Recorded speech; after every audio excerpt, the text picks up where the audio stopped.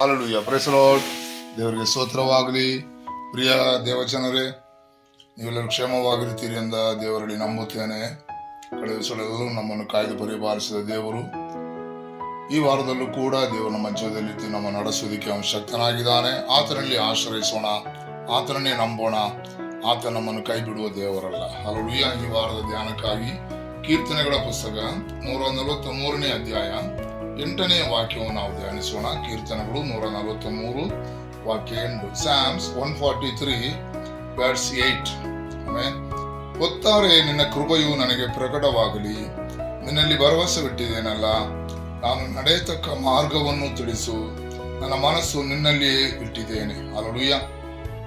ಇದು ದಾವೀದನ ಕೀರ್ತನೆ ಆಗಿದೆ. ದಾವೀದನು ದೇವರ ಸಮೂಹದಲ್ಲಿ ಪ್ರಾರ್ಥಿಸುವಂತ ಒಂದು ಪ್ರಾರ್ಥನೆ ಆಗಿದೆ. ಆಮೇಲೆ ಆತನ ರಕ್ಷಣೆಗಾಗಿ ದೇವರ ಬಳಿಯಲ್ಲಿ ಮೊರೆ ಇಡುವ ಒಂದು ಪ್ರಾರ್ಥನೆ ಇದಾಗಿದೆ. ಒತ್ತಾರೆ, ನಿನ್ನ ಕೃಪೆಯು ನನಗೆ ಪ್ರಕಟವಾಗಲಿ ಅಂತ ಹೇಳುವಾಗ, ಆಮೇಲೆ ಎರ್ಲಿ ಮಾರ್ನಿಂಗ್ ಅಂತ ಹೇಳುವಾಗ ಬೆಳಗ್ಗೆನೆ ಅತಿ ಮುಂಚಾನೆಯಲ್ಲೇ ಕರ್ತನೆ ದೇವರೇ, ನಿನ್ನ ಕೃಪೆಯು ನನಗೆ ಪ್ರಕಟವಾಗಲಿ. ಯಾಕೆಂದ್ರೆ ಬೆಳಗ್ಗೆಯಿಂದ ನಾವು ದೇವರ ಕೃಪೆ ಇಲ್ಲದೆ ನಾವು ಯಾವ ಕಾರ್ಯವನ್ನು ಮಾಡುವುದಕ್ಕೆ ಸಾಧ್ಯವೇ ಇಲ್ಲ. ನಮಗೆ ಯಾವ ಕಾರ್ಯವೂ ಅದು ಸುಧಾರಣೆಯಲ್ಲಿ ಬರುವುದಕ್ಕೆ ಸಾಧ್ಯವೇ ಇಲ್ಲ. ದೇವರ ಕೃಪೆ ನಮ್ಮ ಜೊತೆಯಲ್ಲಿದ್ದರೆ ನಾವು ಮಾಡುವ ಎಲ್ಲ ಕಾರ್ಯಗಳನ್ನು ಸಫಲ ಮಾಡಿಕೊಡುವುದಕ್ಕೆ ಅವನು ಶಕ್ತನಾಗಿದ್ದಾನೆ. ಆದ್ದರಿಂದ ಈ ಸಮಯದ ಬೆಳಗಿನ ಪ್ರಾರ್ಥನೆ ಇದೇ ಆಗಿರಲಿ. ಕರ್ತನೆ, ಈ ಬೆಳಗ್ಗೆನೇ ನಿನ್ನ ಕೃಪೆಯು ನನಗೆ ಪ್ರಕಟವಾಗಲಿ.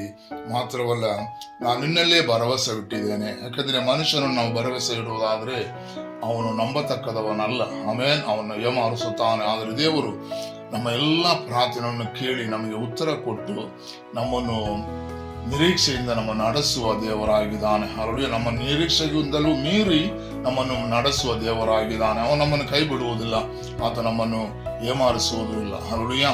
ಅವನು ಏಮಾರಿಸೋದಕ್ಕೆ ಮನುಷ್ಯನಲ್ಲ, ಆತನ ದೇವರಾಗಿದ್ದಾನೆ. ಆದ್ದರಿಂದ ಈ ಬೆಳಗಿನ ಸಮಯದಲ್ಲಿ ಆತನ ಕೃಪೆಗಾಗಿ ನಾವು ಪ್ರಾರ್ಥಿಸೋಣ, ಆತನಲ್ಲಿ ನಾವು ಭರವಸೆ ಇಟ್ಟಿರೋಣ. ಆಮೇಲೆ ನಾನು ನಡೆಯತಕ್ಕ ಮಾರ್ಗವು ನನಗೆ ತಿಳಿಸು ಎಂಬುದಾಗಿ ಹೇಳುತ್ತಾನೆ. ನಾವು ಈ ಸಮಯದ ಪ್ರಾರ್ಥನೆ ಇದೇ ಆಗಿರಲಿ, ನಮಗೂ ಈ ದಿವಸದ ಪ್ರಾರ್ಥನೆ ಇದೇ ಆಗಿರಲಿ. ಕರ್ತನೆ, ನಾನು ನಡೆಯತಕ್ಕ ಮಾರ್ಗವನ್ನು ನನಗೆ ತಿಳಿಸು. ನಾನು ಯಾವುದೇ ನಿನಗೆ ಇಷ್ಟವಿಲ್ಲದ ಮಾರ್ಗದಲ್ಲಿ ನಾನು ನಡೆಯುವುದಿಲ್ಲ ಎಂಬುದಾಗಿ ದೇವರ ಸಮೂಹದಲ್ಲಿ ನಮ್ಮನ್ನು ಒಪ್ಪಿಸಿ ಕೊಡೋಣ. ಹಾಲೆಲೂಯಾ.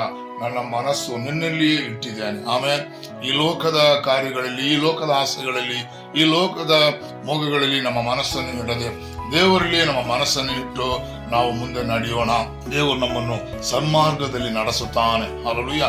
ದೇವರು ನಮ್ಮನ್ನು ಅನುಗ್ರಹದಲ್ಲಿ ನಮ್ಮ ನಡೆಸುತ್ತಾನೆ. ನಮಗೆ ಬೇಕಾದ ಸೌಖ್ಯ, ಸಮಾಧಾನ, ಸಂತೋಷವನ್ನು ಕೊಟ್ಟು ನಮ್ಮ ನಡೆಸುವ ದೇವರಾಗಿದ್ದಾನೆ. ಆತನಲ್ಲಿ ಭರವಸೆ ಇಟ್ಟು ನಾವು ಪ್ರಾರ್ಥಿಸೋಣ. ಈ ಸಮಯದ ನಮ್ಮ ಕಣ್ಣುಗಳನ್ನು ಮುಚ್ಚಿ ಒಂದು ನಿಮಿಷ ನಮ್ಮ ತಲೆಗಳನ್ನು ಬಾಗಿ ಪ್ರಾರ್ಥಿಸೋಣ. ನಮ್ಮನ್ನು ಅಧಿಕವಾಗಿ ಪ್ರೀತಿಸುವ ನಮ್ಮ ಕರ್ತನಾದ ತಂದೆ, ಈ ಬೆಳಗಿನ ಸಮಯದಲ್ಲಿ ಈ ವಾಕ್ಯಕ್ಕೆ ಅನುಸಾರವಾಗಿ ನಮ್ಮನ್ನು ನನ್ನ ಪಾದಪೀಠದಲ್ಲಿ ಒಪ್ಪಿಸುತ್ತೇವೆ. ಕರ್ತನೆ, ಮುಂಜಾನೆಯಲ್ಲಿ ಕರ್ತನೆ, ಬೆಳಗ್ಗೆನೆ ಒತ್ತಾರೆ ಕರ್ತನೆ, ನಿನ್ನ ಕೃಪೆಯು ನಮಗೆ ಪ್ರಕಟವಾಗಲಿ.